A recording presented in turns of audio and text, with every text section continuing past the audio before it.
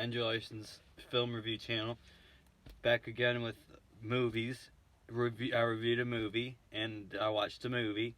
I'm gonna review the movie, and the movie's fucking in the movie theaters, and I watched it. And it's the new movie. This movie is called Barbarian. Spoiler-free review. It's one of the worst movies I've ever seen in my life. And I was hoping to enjoy it, because right before I walked into the movie, I saw who directed the movie, and it's the whitest kids, Zach Kreger. Spoiler review.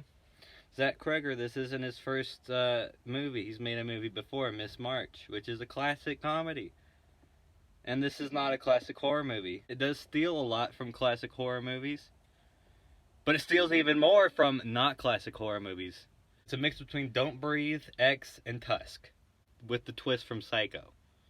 I think that might be why so many people are just looking at this movie and thinking it's not terrible, is because they're so surprised that there's a twist halfway through where a new main character appears.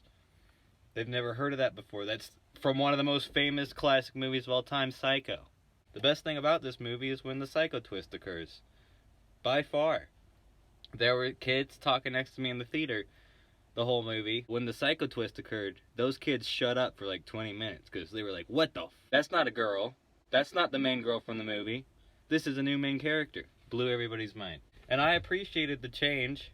Justin Long shows up, and then it's horrible again. I'm almost wondering if I didn't get the joke. And it's just a comedy that I didn't understand. Not one thing moved into the next thing. The movie was just like 20 different elements shoved together into this gimmick fest. And I feel terrible because it sucks to have to beat down on a movie written and directed by Zach from The Whitest Kids You Know.